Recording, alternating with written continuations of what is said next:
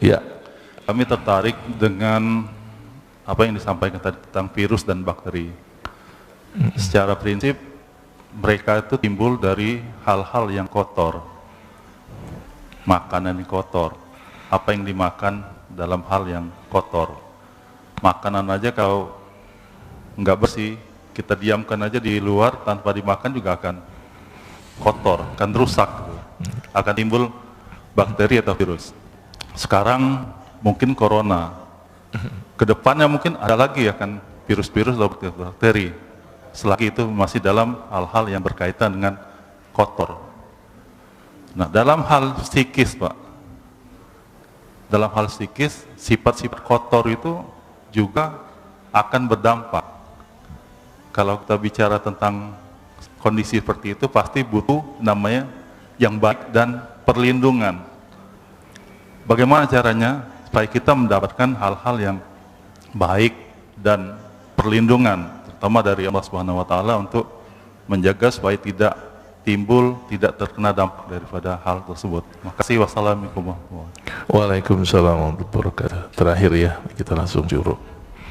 Jadi ini Pak, pada dasarnya Allah menciptakan segala sesuatu di alam semesta ini tidak ada yang sia-sia. Semuanya bermanfaat dan semuanya baik.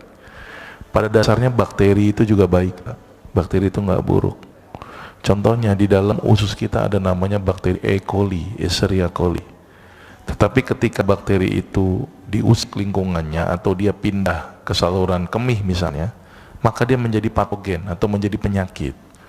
Jadi bakteri itu menjadi buruk kalau lingkungannya bermasalah, Pak. Ya. Terus buktinya apa? Si bakteri yang ada di usus kita, ini bakteri baik, itu tidak dimakan oleh sel darah putih. Tetapi ketika dia sudah berubah fungsinya, baru sel darah putihnya bekerja. Pada dasarnya bakteri itu baik, Pak, pada dasarnya. Maka itu penelitian saya ini ingin mencoba membuktikan bagaimana kalau seandainya kita sakit karena bakteri, ini kita bicara bakteri, bakteri jangan dibunuh, karena membunuh bakteri itu ada dua kemungkinan. Yang pertama, si bakteri akan timbul kekebalan karena melawan, timbullah yang namanya resistensi. Yang kedua, imun kita nggak terlatih, karena imun kita fitrahnya adalah memakan kuman. Tapi karena kumannya dibunuh dengan obat antibiotik misalnya, maka si imun kita menjadi nggak jadi kerja tuh. Makanya sekarang timbul banyak penyakit autoimun, diduganya karena imunnya nggak ada kerjaan. Akibatnya memakan sel-sel yang lain, timbullah penyakit autoimun. Maka itu pemberian antibiotik timbul juga resistensi. Nah, saya ingin mencoba bagaimana mengobati pasien itu dengan cara kumannya diajak dialog gitu loh.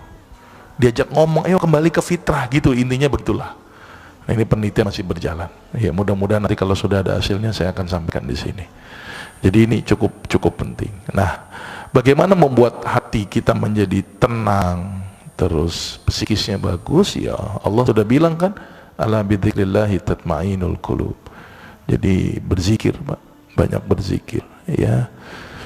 Berzikir ini bisa lakukan ibadah sholat ya, terus kemudian baca Quran, juga berzikir ya, subhanallah walhamdulillah wala ilaha illallah. Intinya adalah kita harus ingat sama Allah, Pak.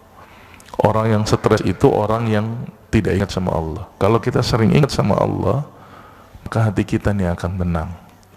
Ingat tujuan kita apa ini, Pak? Wa ma khalaqtul jinna wal insa illa liya'budun, hanya untuk ibadah. Jadi yang harus kita lakukan adalah beribadah kepada Allah. Setiap langkah ingat Allah.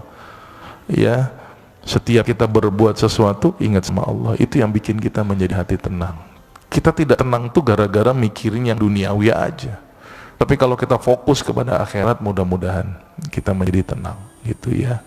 Dan ketenangan ini butuh proses. Ya, nggak bisa langsung instan. Salah satu yang pernah saya lakukan untuk orang-orang yang stres, Pak, gangguan psikis, itu saya suruh tahajud terus menerus, Pak, 3 bulan berturut-turut, nggak boleh berhenti. Karena ada hubungannya orang yang stres dengan kadar kortisol yang meningkat. Nah, ketika orang stres, kortisolnya muncul, maka itu kortisol sering disebut sebagai hormon stres. Nah, tahajud itu mampu mereduksi kortisol. Satu. Yang kedua, supaya tidak stres, perbanyaklah serotonin. Serotonin adalah unsur yang berperan penting pada neurotransmitter di otak dan saraf. Apa sumber serotonin? Triptopan. Apa sumber triptopan? Kurma. Saya berikan pasien itu makan kurma dan saya perintahkan untuk konsumsi kurma 7 butir setiap hari. Ya, karena kurma itu mengandung triptopan. Kalau nggak ada kurma gimana dok? Pisang. Pisang itu juga mengandung triptopan. Tapi pada bagian kulit pisangnya. Gitu ya. Jadi kalau doyan makan pisang sama kulitnya ya kalau doyan. Maka itu kalau pengen mood kita bagus tuh kasihin kurma sama pisang aja tuh. Ada tetangga nih kok marah mulu, oleh-olehin aja kurma. Masih marah dok, kasih lagi. Masih marah, kulit pisang terakhir itu ya.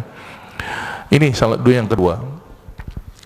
Terus yang ketiga, selain neurotransmitter diberikan supaya hati kita tenang, ya harus bergaul nih dengan orang-orang yang soleh.